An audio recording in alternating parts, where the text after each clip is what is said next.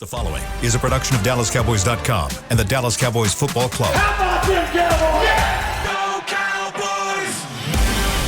This is the Players Lounge, broadcasting live from Dallas Cowboys World Headquarters at the Star.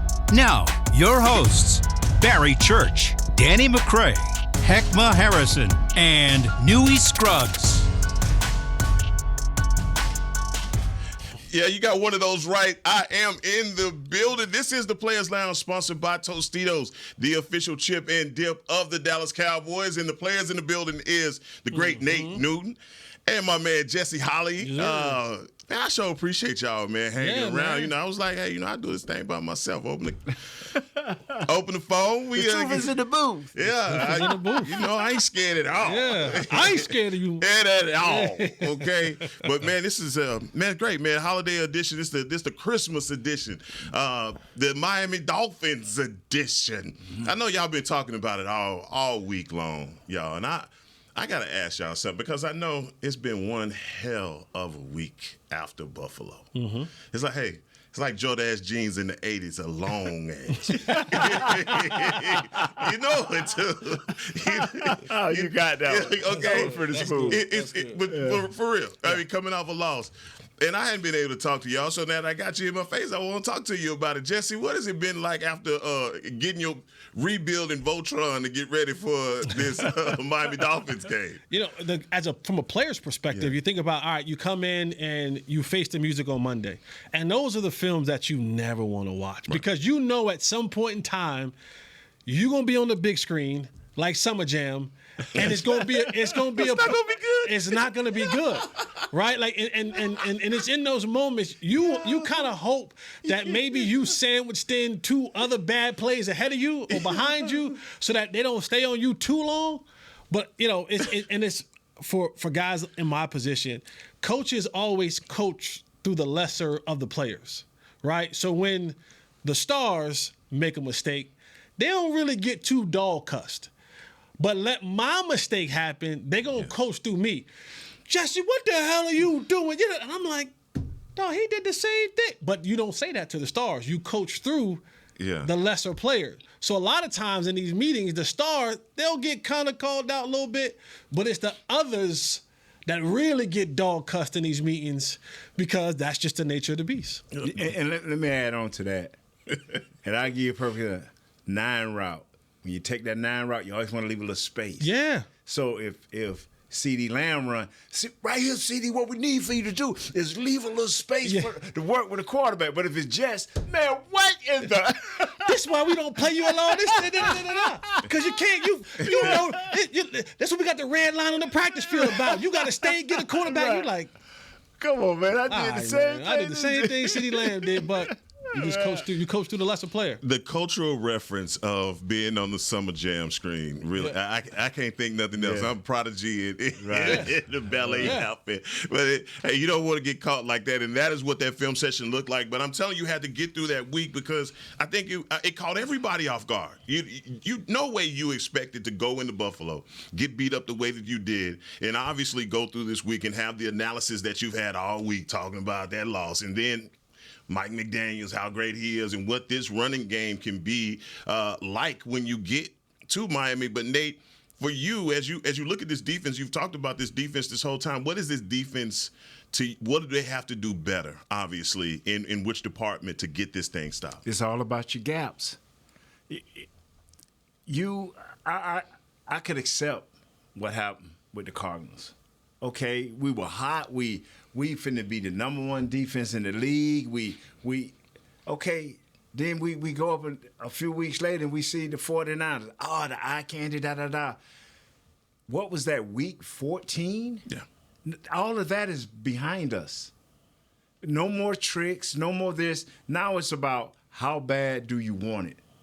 If you're supposed to be in the A-gap, play the A-gap. I don't care what you thought you saw. Play the A-gap. A, B, C. Play your – because if you don't stop the run – see, this thing is set up with Tyreek Hill, and then it comes inside. If you don't – when they come inside, if you don't stop it, it's all over. Game over. Play your gaps. Don't worry about our defensive line playing their gaps and giving our small linebackers a chance to make plays. So you're saying you saw a lot of guys freelance doing their own thing. And that's the gift and the curse of talent. Yes. Right? Because when you have a certain level of talent, and I like to believe that this Cowboys defense is littered with a bunch of talented dudes. A lot of times you rely strictly on your talent. And when your talent has had some success, you kind of go to that well again.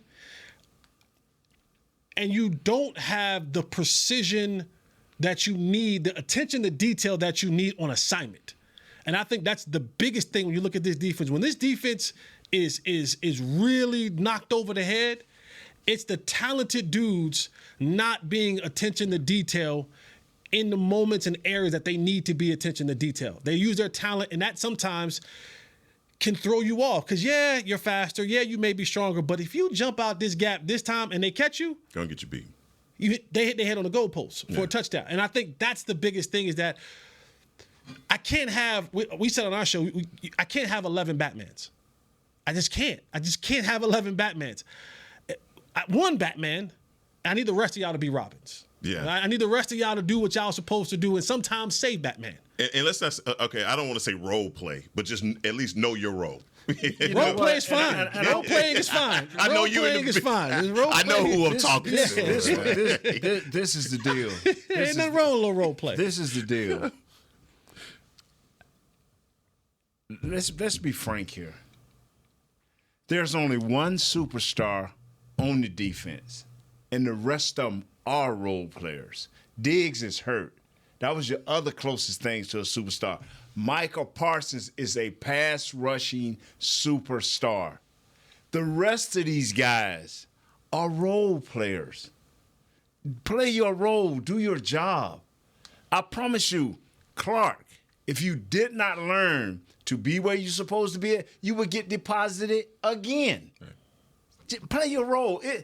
This is one thing I learned. When I played... Get deposited. Yeah, you got deposited twice. I like that. Remember that boy fell in the middle of his chest and Jim Bodum had to run out there and pull him out? Deposited. Yeah. Listen to this, y'all. Michael Irvin, Emmitt Smith, Troy Aikman, slightly Jay Novacek. The rest of us, until Eric Williams got there, was just guys who played well, who played in their role and relished their role. You don't have, and in the days, salary cap, okay, let the money dictate who the players are. Ain't but one of them, and he ain't got paid yet. The other is injured. This, you know, when I make a basketball reference when I'm watching basketball with my son, I'm always telling him, I'm like, you have no idea. You've never seen basketball before. This brand of basknbasketball that I'm looking at, this ain't it. Right. You know, these guys are 5 seconds into the shot clock and they're already taking shots already. Right. You know, and it's moving that fast. And so when you say role players, I think back to those times when you watched the NBA, and there were guys that their sole job, Dennis Rodman's sole job, was to get rebounds, Play defense. and play defense. Yep. If Dennis Rodman shot a three at any point, at any time, it was because the game was over. Yeah. It was in the half. He just so happened to have the ball in his hands. Right.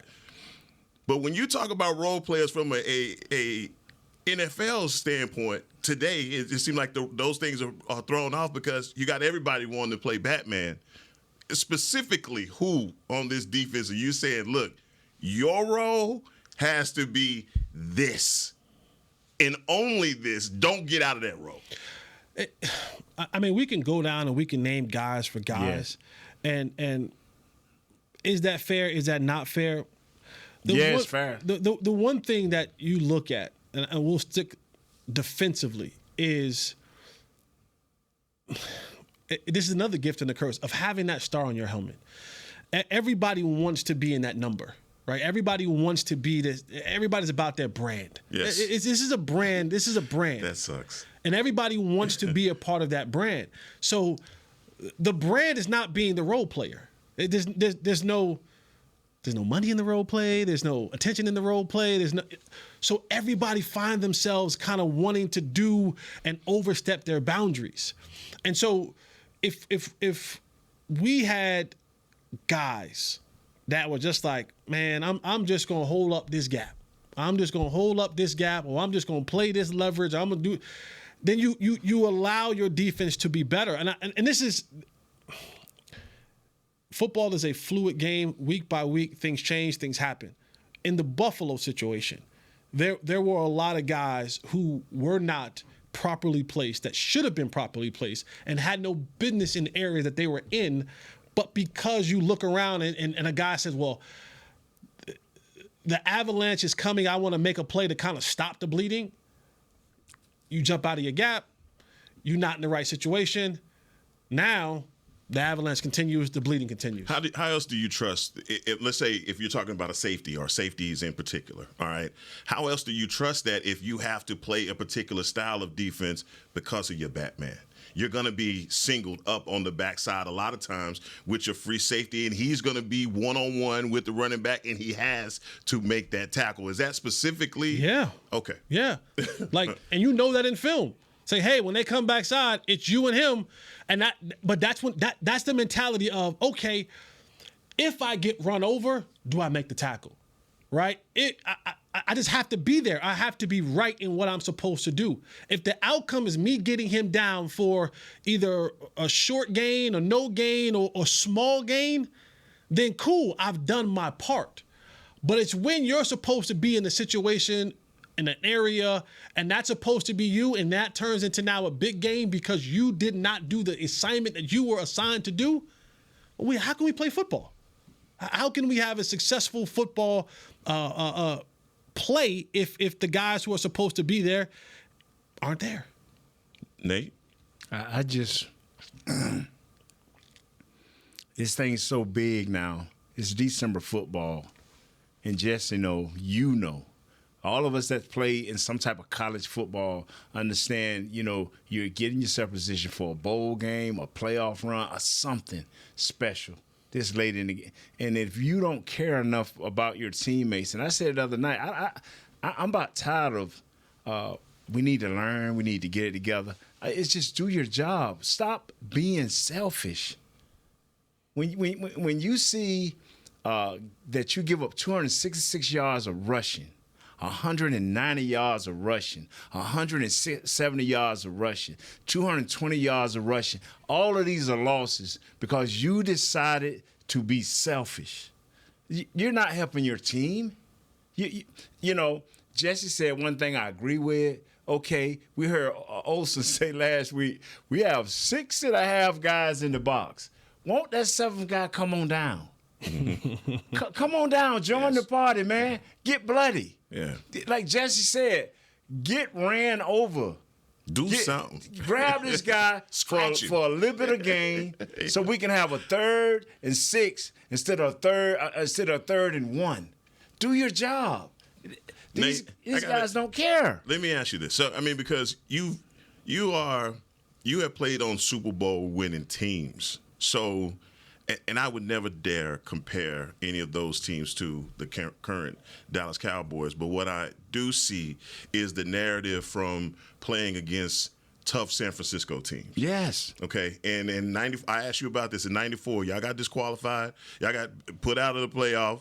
Beat up out of the playoffs. Beat up out of the playoffs by San Francisco in Candlestick Park. Right. And then in 95, during the regular season, they beat you again. Yes. Kind of reminiscent to what didn't want nothing else to do with them. But this is the same thing that this year's Dallas Cowboys is. If you think about it, they're dealing with this kind of the same thing that with the San Francisco 49ers being there, bump in the road, basically.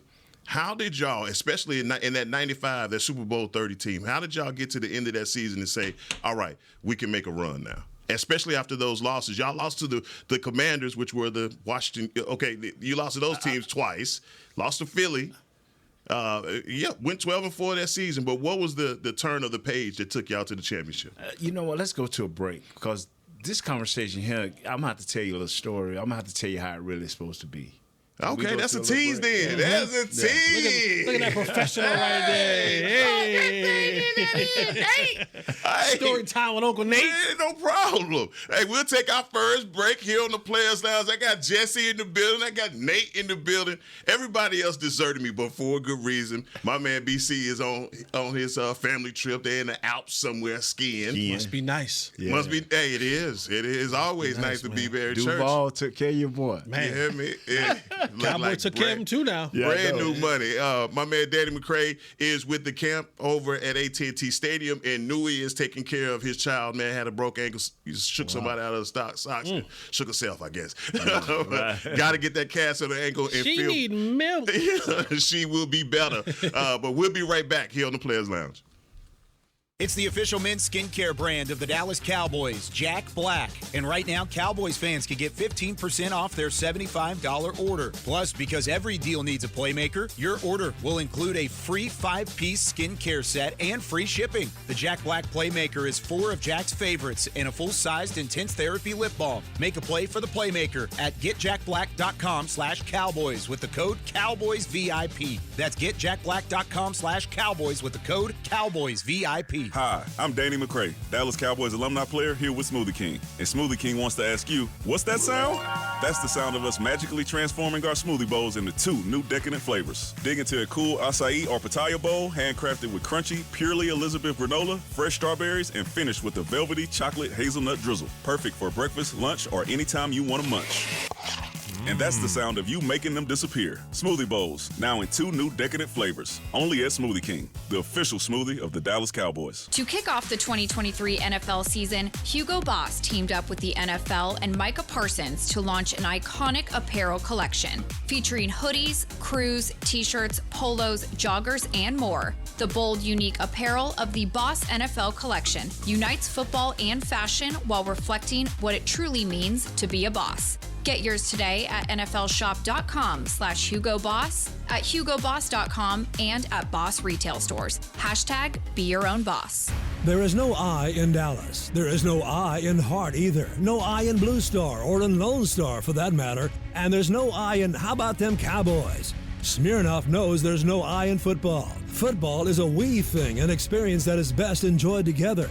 With good drinks and good folks, home or away, we rally together, we cry together, and we always rally cry together because there's definitely no I in Cowboys fans. Smirnoff, we do game days. Please drink responsibly. Back to the Players Lounge.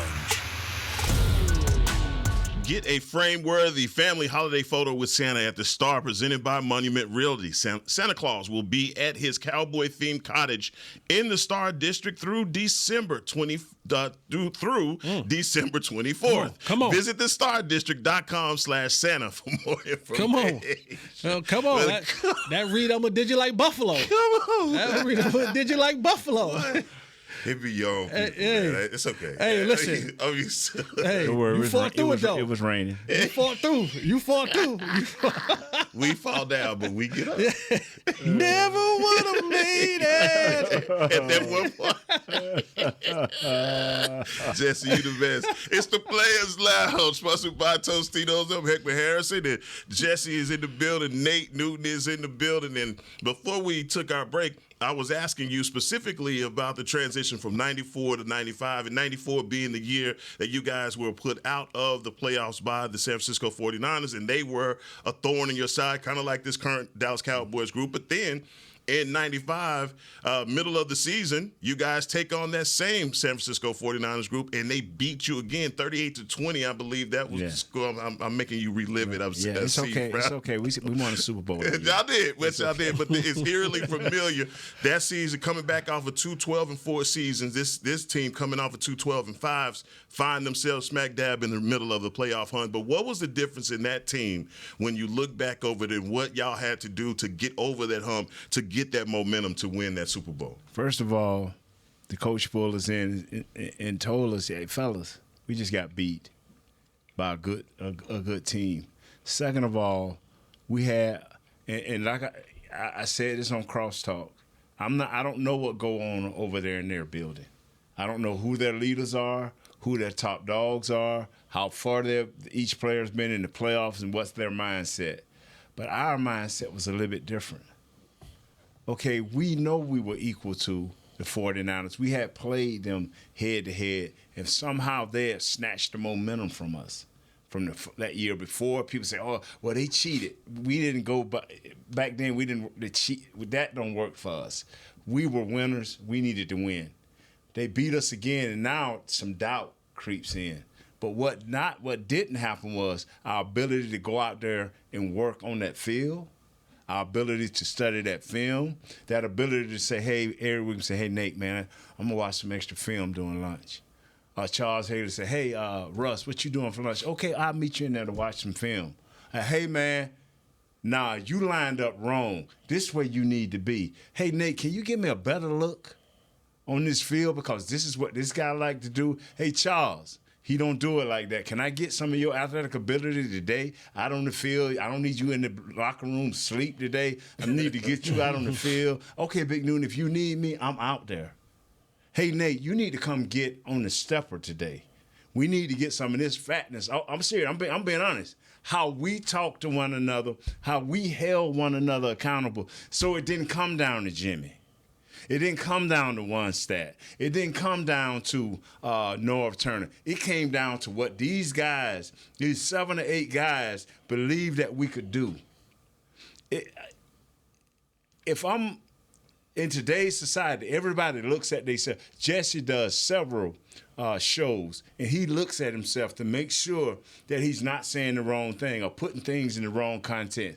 These guys over here got several. Look at yourself. Look and see how you sound after a game. And then look at the film and see, does it match, your intensity match what you're saying. It's a big gap. It's a big gap. It comes a point, not only for quarterbacks, when you say, hey, this quarterback has seen everything. This is Parson going on 4th year. Yeah. Have you not seen everything? What can they give you new? Curse, have you not seen everything? Now, Sam, okay, I understand, bro. You make bad decisions. But guess what? Hey, Nate, we finna do a hard count. This Troy Hek'ma talking to me. Hey, Nate, look at here. I right, low left, or I right, tight end, Y option to the left. Hey, man, we're going to do this, Nate, and it's a hard 2. Blue 39, Nate, understand, hard 2. But it's going on 3. I'm going to say, hut, and then we're going to snap the ball. Now, for a while, it was just like that. People like, oh, Nate, golly, you? Yeah, but I got 3 Super Bowl rings. Yeah, Nate knew. Yeah. You understand what I'm saying, Jesse? Yeah. Are these guys that I don't know what they doing over there? And I'm not saying they don't do that. But it seemed like to me somebody got to say, you know what, never again, 266 yards. That's why I asked you to do that. No, I appreciate that, man, because I feel like what we were talking about off air is players policing themselves. Mm-hmm. And that's where I think the biggest question, where you guys are, because when you see certain things come out in the media, it reeks of who y'all talking to, even if y'all talking to each other. Right. Am I, down your street on this? No, I mean, I'll give you an example, and it happened earlier this year, right? And it happened on the offensive side of the ball. We watched CeeDee Lamb pout on the field. We watched him kind of upset on the field. Yes. And then we watched him for weeks subliminally say things throughout the media. Right. Right? Dog. You in the same damn locker room with the guy that you got to have an issue with. You 1 floor from the coach's office.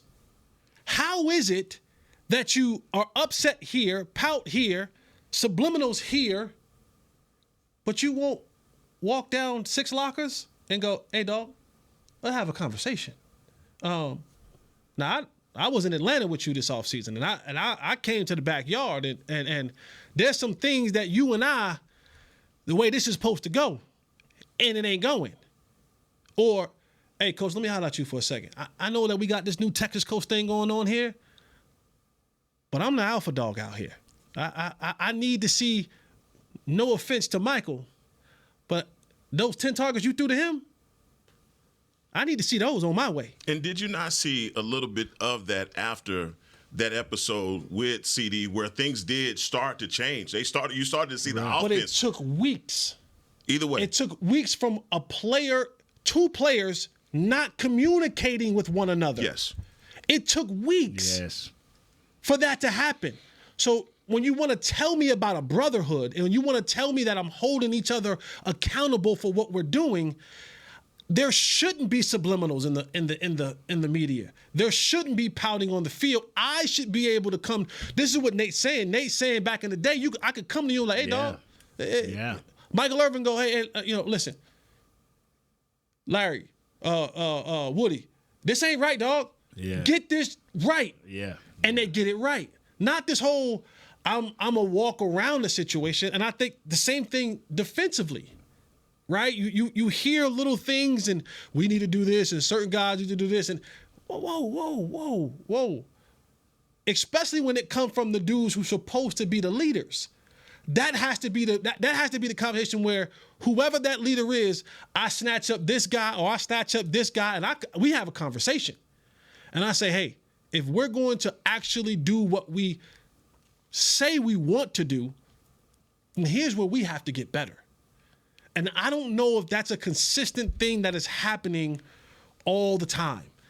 So let me ask you, I mean, obviously the ultimate goal when you come into the season is to win a Super Bowl. Everybody's on that page. And you even started off by saying, hey, I don't know what those guys are talking about over there. And so it's kind of, I don't want to assume that they're not communicating. Yeah, a lot of times that I'll say stuff and I'll go, well, I don't. But it is what it is. The thing that we have to do. Exactly. The things that we have to do, man. I don't always just say things off the cuff. Sometimes like, I don't want to say like, well, but yeah, you know it. You know it to be true. You have to be Mr. Triplet. You have to be Parsons. Parsons is the guy that I need for him to take over this game. The game or the leadership? The game. Okay. I see, Troy never said much. Michael was our heart. He did all the speaking. But he can look at Troy in his eyes and know that something need to be said. But some guys just need to play. Yes. Somehow, some way, Michael Parsons has to take over this game. And it can't be after the offense get 7 or 8 or 14-point lead. You have to do this somehow, some way at the beginning of the game. You have to affect this game. Whether all the pressures they say you getting, I want to see it at the beginning of the game. Don't wait. Take over the game. Then I'm talking to D. Law next. Take over the game. I need you to take over the game. Yeah. I'm saying something that can't happen? No, heck no. No, I think that what you've been calling for, you've seen glimpses of that throughout the season. I think you need more of it here at the end of the season. But December, I want to say, baby. hey, at Chris Beam, would you please do me a favor after Kyle leaves this podcast studio, replace that microphone, okay? I don't want to touch nothing that Kyle Youmans is touching because this man is having triplets, and I'm scared of him. Why are you scared of me? Whatever it is, you want to jump it off. I'm in the booth with him like this. I don't think it's contagious. You had triplets out the gate. Yeah, bro, like out the gate. Yeah. How do you even prepare for that? Like, how do you even? You don't. Ask me again in like 3 months when I'm actually a father of 3. That's what's going to be Man, wild. you look like a North Texas coach right now. So what you got going on right now? You know, it's just North Texas pride. You go me Friday. green. It's Friday for you. Well, man, we're in the middle of a deep conversation about leadership that Nate made me ask. I teased it in the first. Made me ask the question. Made me ask the question He's again. done that to me a couple times. Oh, has he? Okay, yeah. cool. Yeah. We'll be in the break, and he'll be like, "Let me tell you something." And then he lines up a whole nother conversation. I'm like, Nate, do we? He's like, yeah, no, ask the question. But I mean, because obviously you cover the team, you see a lot of what's going on in the locker room, and the question is, this team, as far as leadership, how this continues to happen to them on the road in the running game. And so it's basically coming down to are guys playing a bigger part of what their role is. What are you seeing in that as far as the pulse of this team? Yeah, it's hard not being inside those walls, right? Like, you're not in the team meeting. The only time that we're inside the walls is during open locker room, and you're always going to get the media answer to a certain extent from those guys. And it starts with your quarterback, but defensively you need somebody to step up too. And I agree with Nate. I really do. I think it starts with Micah Parsons. If you're the guy who's, one, willing to voice your opinion, because he's certainly willing to voice, whether it's in a positive way or a disgruntled way, he's going to make his voice be heard. If he's willing to do that, he's got to be the one to set the tone. And he's got to set a tone from a play standpoint and from a voice standpoint. And guys gravitate toward Micah Parsons. I think one guy that's a little underrated is Leighton Vander Esch. A lot of guys listen to Leighton, and when he's not in the fold, it does have an effect. And I was talking with Damone Clark last week before going into that Buffalo game, and I just kind of jokingly made the suggestion. I was like, you guys going to wear sleeves in the cold? Linebackers, you guys going to wear sleeves? He said, no. Leighton said we're not wearing sleeves, so we're not wearing sleeves. It's like Leighton hadn't been on the field in a month. He hasn't been a part of this team in a month. And yet he still has a leadership role, just even in something as small as that. And that spoke volumes. And I think Damone's done a nice job of stepping into a tough situation and stepping up and having a voice, even in that same conversation. He told Marquise Bell, came over, asked a question, and Damone had an answer for him right away. Didn't even have to look at the phone. Got him set. They both went off to meetings. And so there's leadership there, but from an overall standpoint, you need somebody to rally behind, and I think it starts with Micah. Guys, let's switch gears here. It's still on the defensive side of the ball, but when you look at a guy like Tyreek Hill, the year that he's having, the skills that he has, you hadn't seen anything like this before ever, I'm sure. There's nothing like it. What's his name? Tell me. We'll give you a birth certificate on this one. Well, the last time you seen it, but they wasn't smart enough to use him enough, and that was Bob Hayes. True indeed. He's right back there. Yeah. Bully Bob. I've seen it, but not in a magical way. Bob just rush straight past me, but this guy does it in a magical way. I mean, being a former receiver, what do you think when you see a guy like Tyreek Hill? Speed kills. Every time. Gosh. When you break the huddle and line up, and that's and you know that dude is 0 to 60 in a blink, it changes everything. And when you have that level of speed where you put fear into people's hearts and you put question marks in their mind, can I run with this dude? Do it? Can I? It's I mean, I've seen the fear of what it is to deal with Megatron. I've seen the fear of what it is to deal with Randy Moss, right? I've seen the fear of having to meet Adrian Peterson in the A gap, right? I've seen the looks, right? But that type of speed is it keeps you up at night. This, and I hate to do this, but I got to. You can get one of the fastest Porsches in the world. Porsche? And Porsche, yeah. Okay. You can get it. You can line it up out there on 635. And you can put a Tesla next to it. That Porsche can take off all it wants. All that dude with that Porsche do is just splash the gas. He will zip past you. And that's what this kid is. He's a Tesla, bro. I'm Power Tesla. I'm a car guy, and so like with these comparisons, you could go get your fastest production Porsche that runs on the highway, on the street. You put it up next to our boy Isaiah's Tesla. Maybe it's just the way he drives here. I think that's what it is. He put like nitro in that thing. Teslas go from like 0 to 60 in like 1 point some seconds. The fastest Porsche is 3 seconds, 4 seconds. By the time you get to second gear, I'm slowing down, bro. Mm-hmm. This is who this kid is. You got to know. I don't talk a lot, bro, but I do my research. Yeah, you do. And I'm telling you like this right here. Bob Hayes was straight ahead, and he would just run away from people. This kid drags across the field. This kid goes in motion. And what you say, Jess, he does a double motion? Their offense is a double motion offense, right? They'll send the first motion to kind of see like, hey, what y'all doing? And then the second motion is a full speed motion. Yeah. And it's timed up with the snap. Now you got to be on top of it. And imagine him going across the field and you thinking about you trailing him. I don't care, Gilly, Bland, Jordan. Jay Lee. Be a step behind him if you want to. Yeah, no. Bruh. Night. Bro, can you imagine just lining up like this right here in front of this dude? Not flat-footed. I'm turned the other way, getting ready to run. Get out of it.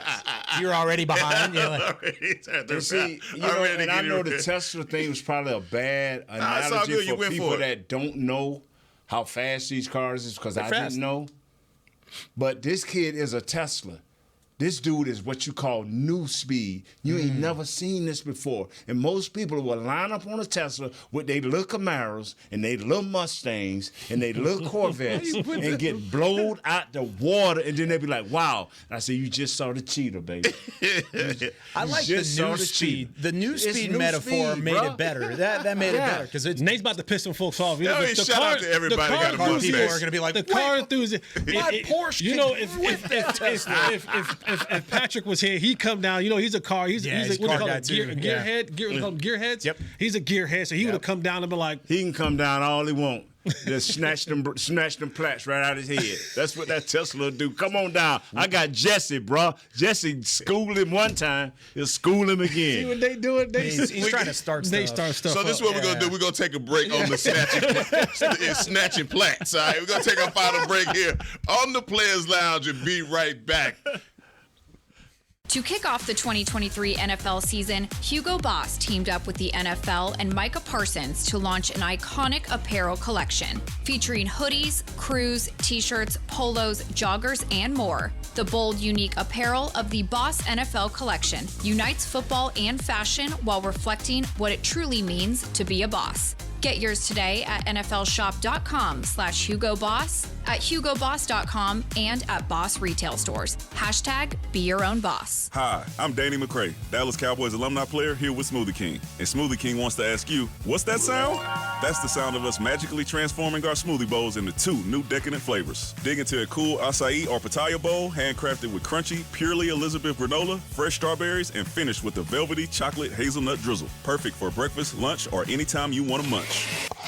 And that's the sound of you making them disappear. Smoothie bowls, now in 2 new decadent flavors. Only at Smoothie King, the official smoothie of the Dallas Cowboys. It's the official men's skincare brand of the Dallas Cowboys, Jack Black. And right now, Cowboys fans can get 15% off their $75 order. Plus, because every deal needs a playmaker, your order will include a free 5-piece skincare set and free shipping. The Jack Black Playmaker is 4 of Jack's favorites and a full-sized intense therapy lip balm. Make a play for the playmaker at getjackblack.com/Cowboys with the code CowboysVIP. That's getjackblack.com/Cowboys with the code CowboysVIP. I'm Dak Prescott, quarterback of the Dallas Cowboys. And they snap it to Prescott, who looks right. It's not there. He escapes left. He'll run for a first down. Just like football, when it comes to crypto, it's important to have a team you can trust. With blockchain.com, I know I'm in good hands. Since 2011, they've been trusted by millions around the world to buy, sell, and trade cryptocurrency. Prescott's going to run this himself. Run it up the middle, and he scores. Whether you're new to crypto or an active trader, they've got you covered. What are you waiting for? Get started at blockchain.com. Back to the Players Lounge. The 2024 NFL Pro Bowl games are taking over Orlando, and the roster is up to you. Cast your ballot for the 2024 Pro Bowl games. Vote and send your favorite Cowboy player to compete in the ultimate AFC versus NFC showdown this February. Vote now at DallasCowboys.com/vote. Made my way back. That's how you come back. Yeah, that's how you come back. From now on, that's how you drive. From now on, that's how you drive. Well, I tell you, you have to redeem myself all the time. The other guys, man, they brutal too, man. I don't know why it's got to be what like they this. get you on?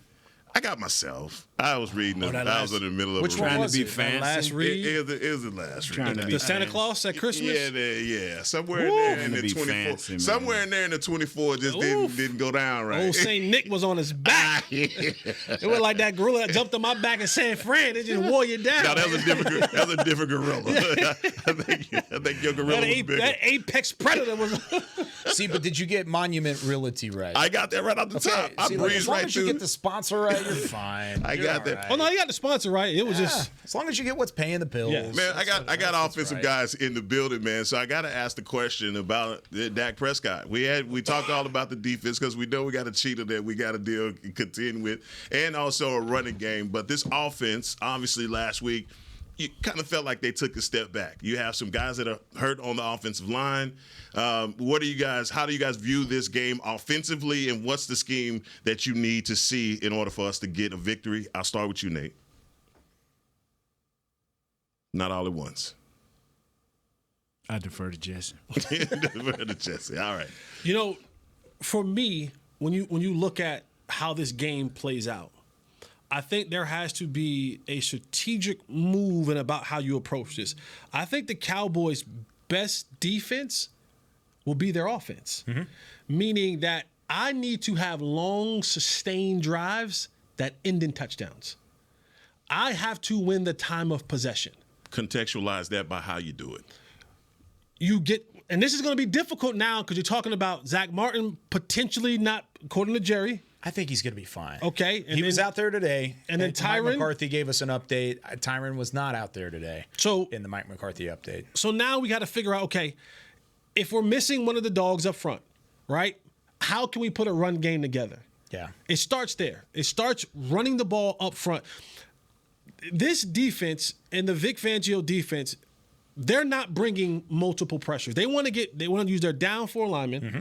They want to use those guys, they'll stunt, they'll do all the kind of stuff, but they want to drop a bunch of guys in coverage. Yeah. They want to make Dak Prescott have to sift through that. Yeah. Right? So anytime you play that type of too high man match type thing that they do in their situation, light box.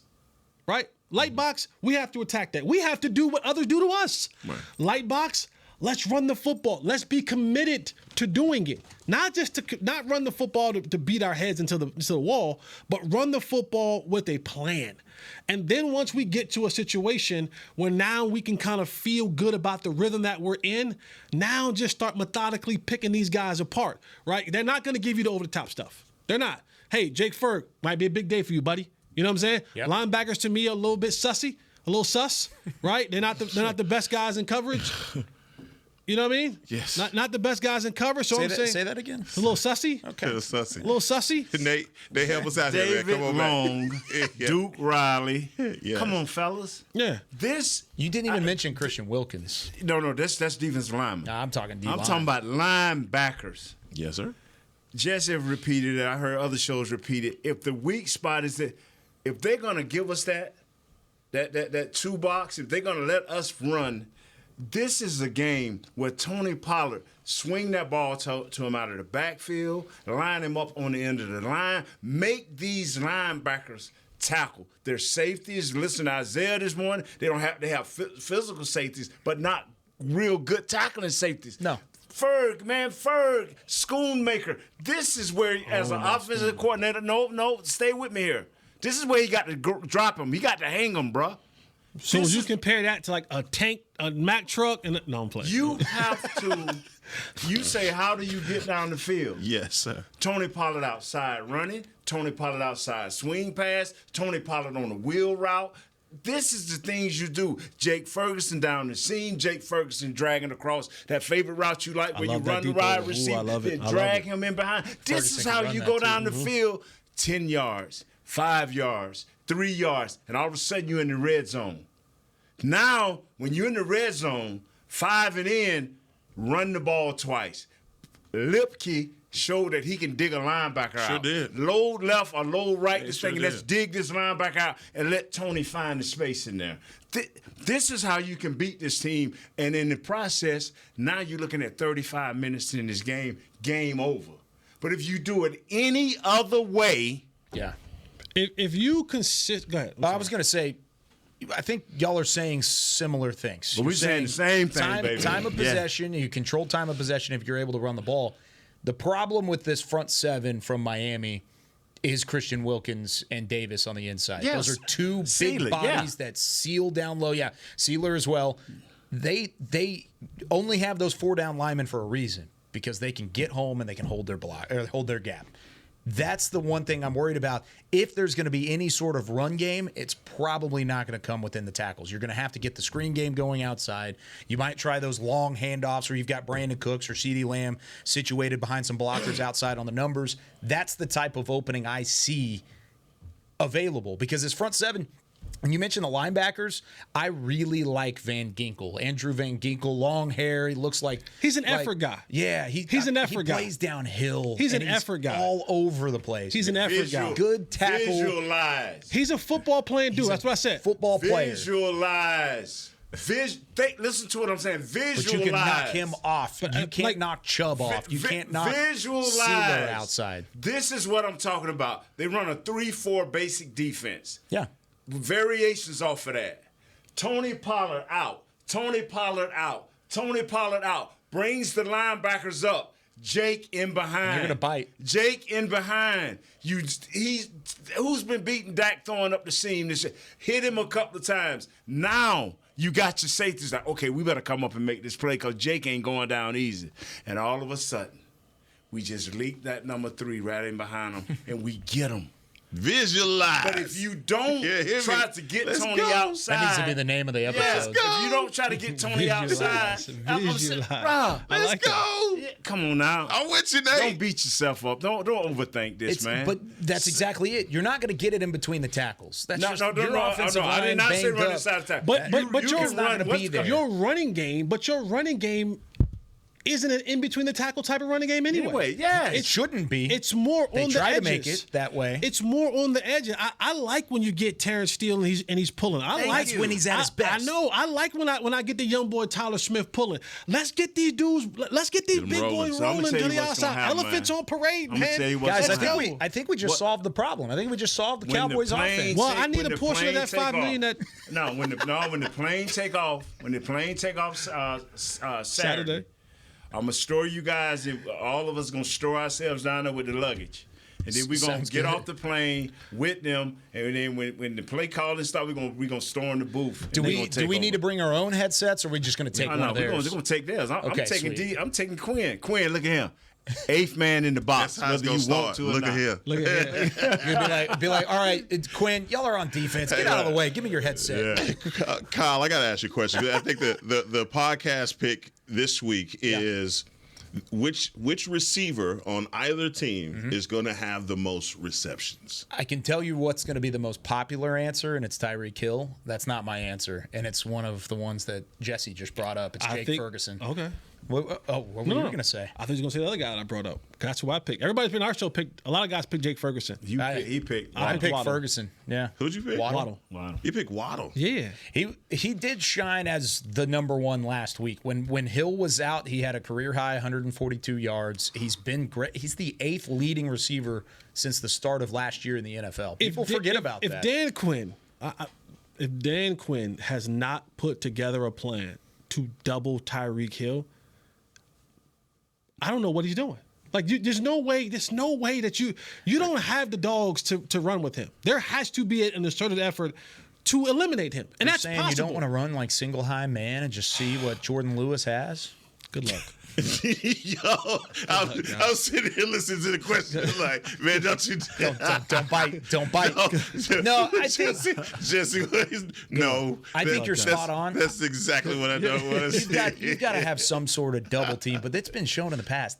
Even a double team's not going to slow him down. Completely. You can limit him. If you can limit Tyreek Hill, I think you've got a really good shot to win. And that's why I said Waddle on the other side, right? Because he's going to get the one-on-one matchups. He's going to get lined up with Gilly. He's going to get lined up with Bland. And with that speed, I just know that, hell, we played off on guys who can't blow by you, right? We're playing 10 yards off guys who can't run by you. So all of a sudden now you think this is the game that you want to come up and test your press skills? Yeah. I get it, Coach Al Harris, who was Al Harris, if y'all don't know, was one of the best. Yes. One of the best press corners. I was a young boy in Cincinnati when Chad Ochocinco was my OG. And to watch, he would get up in Chad's stuff and be like, and grab Chad. You let Chad. Grippers. Chad will tell you. Grippers Chad will on tell you one of the best press corners he's ever had to face was Al Harris. I don't know if this is the game I want to start testing my press skill coverage. I don't know how you change. Do not know how you change your spots so quickly. And if you do, I mean, it's going to be a hell of a plan that they put together specifically for Tyreek Hill because he is their offense. But my pick for that, I'm gonna go with the guy you was just talking about pouting. Going with CD. If you're gonna do all that, no, I have to. Don't bring up that old stuff. No, you said it. I was 10 weeks ago. I was making a point. I was like, wait, when was he pouting? Oh no, he pouted. No, not now. But I'm talking about. Yeah, I was making a point. The body language was a conversation. Yeah, you said. I guess my man. Hek'ma's bringing up old stuff. I'm going CD because man, you got to prove it. This Michael Irvin, Darrell Green, come on, you got to prove it. You got to prove it. You're gonna have these matchups. You can't run away from it. You can't. So CD and Jalen Ramsey, you got to do them. You got to cook them. Okay. Because the thing is, they're gonna move him around, and Jalen Ramsey is a guy that's gonna travel. He likes to play in the slot because he's physical enough and believes he's fast enough. He's gonna travel. I believe he's gonna travel. Sassy. It's gonna be a sassy. Oh man, it's gonna be a great game. I want to see the 88s prevail. Who'd you pick to win? Waddle. No. Who'd you pick to win the game? Miami. What was your score? 30-20. Wow. Big Nate, who you pick? About half a point. We need this thing. It's gonna be by bloody. half a point. It's gonna be a bloody one. Well, really, my score was 5-3. Who'd you pick? Dallas. Miami, 34-30. Wow. What? Hold on for a second.